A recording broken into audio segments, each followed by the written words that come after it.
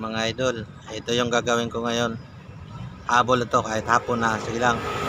Papakita ko lang sa inyo kung paano maglatero. Pero naunat ko na to. Ayan, nakita nyo to. Ayan, oh. Ayan sa loob. Ayan.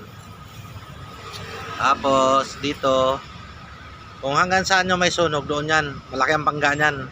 Hindi ko kasi susubok lang ako dito sa pag-upload sa YouTube kung anong resulta. Libangan lang. Tapos ayan, ayan, makita mo yung screen. Ayan, hanggang doon yan, lubog na yan.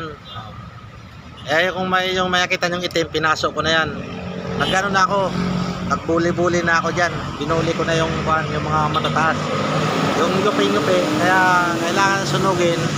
Yan ang repair ng yan ang pag-repair ng mga lumubog na sidings ng sasakyan katulad nito. Naunat ko na siya, pero kailangan siyang pasuin para yung lubog at saka yung bukol magpantay. Magganyan na siya kasi bako-bako yan eh. Kailangan yung may paso, lubo yan. Pero yung lubog na yan, yung wala pang paso, lubog pa yan. Dandahan lang. Siguro ito simula ng umaga matatapos to hanggang alas 3. Finish na yan, yung malinis pantay, balik na sa dati. Pero makikita nyo, puro sunog yan. Ito. Sunog na yan lahat yan, na parang binutas-butas ng ang tinutuldukan. Paso lang yan, pakita ko. Kasi ang dami panlubog niyan. Pagka tinutukan mo ng camera yan, sigurado ako, makikita yan. Kaya yan, malayo nga. Marami pa, kita. May mga malalim yung niyan. May pantay, may malalim. May parang iba dyan, katulad nito, nakikita. Ayan, malalim to. Ayan makita yan. Alam, palabasin yan. Bago yan tumino, kailangan mapasok siya para hindi bumalik. Kasi unat na yan eh. Kumbaga yung yero na unat siya. Yung pagkaunat yan, pagbalik, hindi mo na siya maituwid yan. Bingkong-bingkong na yan. Ganun ang sakit ng yero. Ngayon, isa ka magpasok-pasok.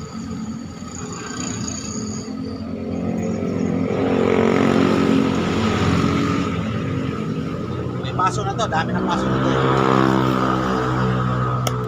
Kaya pa naman madilim na. Iba na nga pa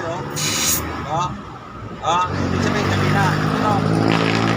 Mababa pa siguro to, bago magdilim to, madilim dito. Makababa pa ako ng bituin.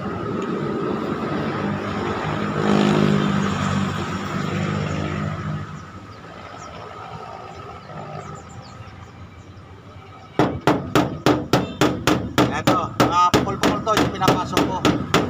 Palo-palo yan para humumpa siya. Tapos sabay tubig. Nausok.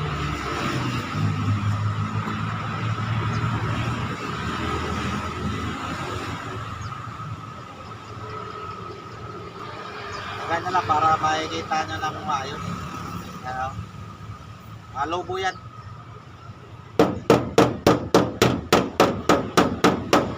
Ito, yung lubog dito, aahon siya pagka maano sa bukol. Pag lumapa yung bukol, aahon yan.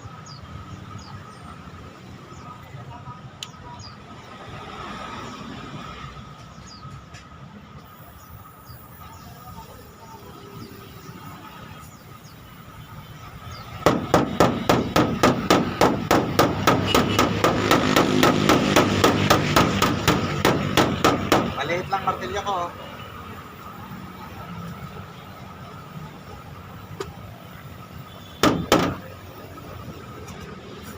Kailangan magaling ka kumapa dito para makakita mo yung bukol.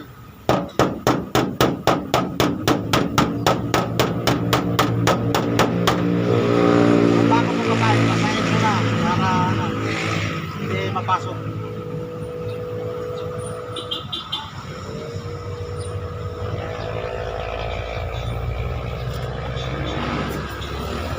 Katulad dito, yan, mga bukol-bukol yan.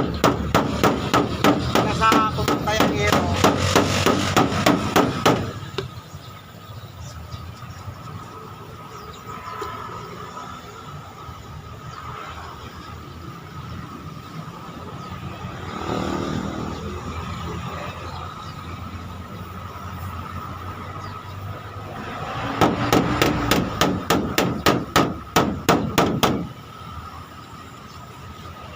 gamitan ng malaki martilyo. Ayun lang sira. Wala, maliit lang. Oh.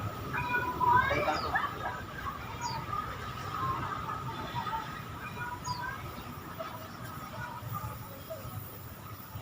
Papantay siya katagalan.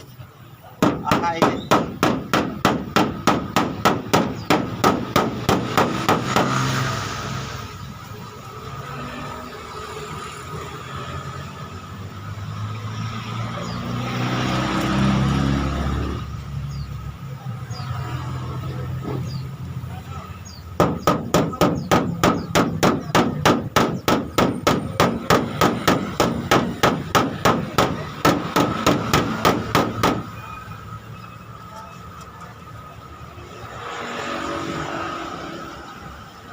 Ganitoin lang para ano, may makakapa mo kung saan yung bukol.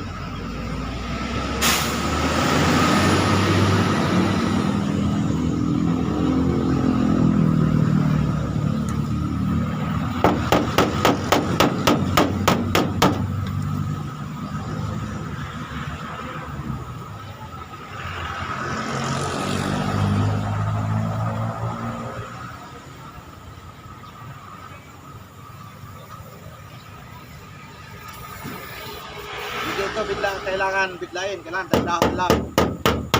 Lipat-lipat yan ang lugar. Kasi ang yero, dumibingkong yan, niliat-liat yan. Gano'n. Kailangan dahan, palipat-lipat lang.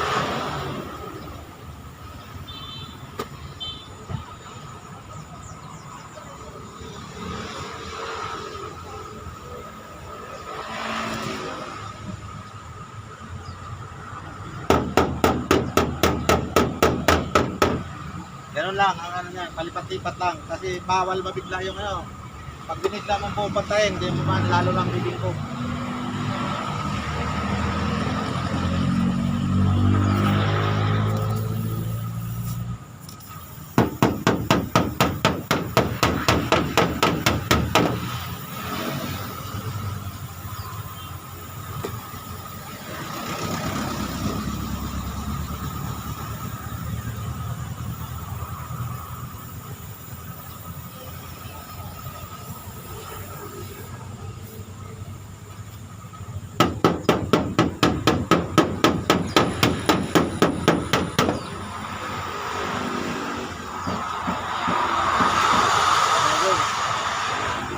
To.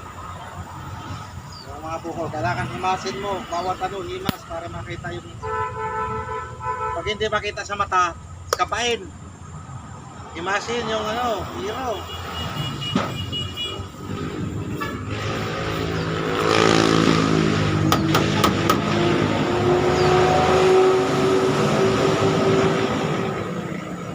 Kaya lang, palipat-lipat.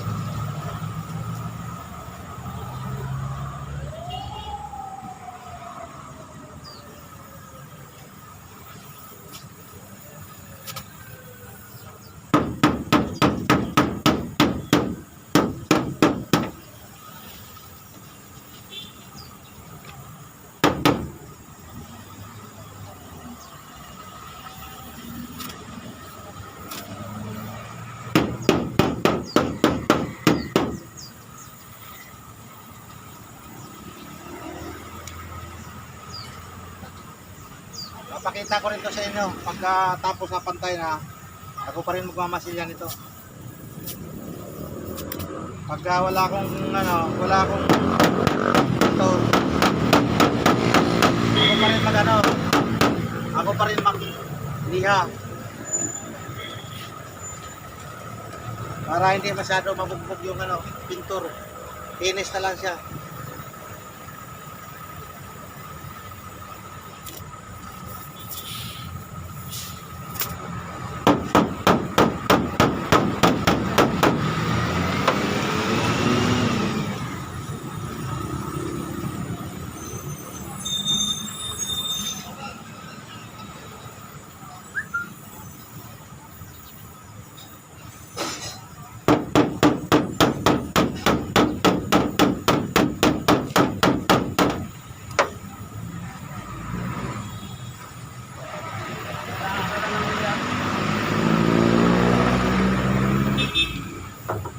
na lang ng ulihan ng bumper.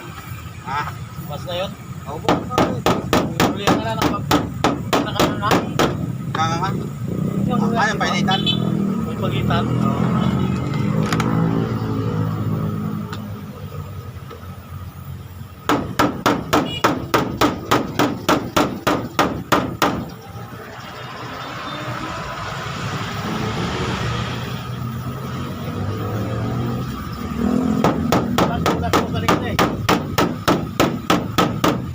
Akala ko nasusunog ngayon eh, opak na tayo. Bakit? Tayo na yung dalawa pala nakasunog doon. Ako, kapal na usok naman ito. Nakasunog pala yung dalawa.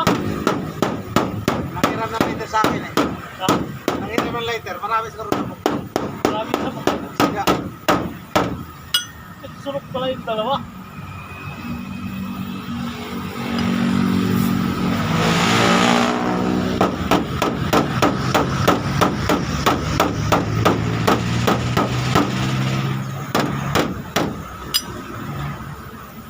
Oh, bukas naman mga idol.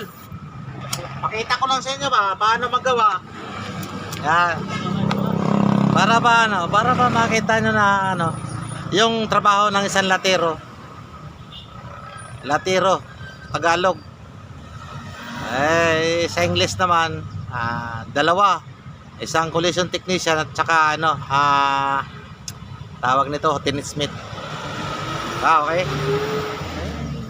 Pakilike naman. Maraming salamat.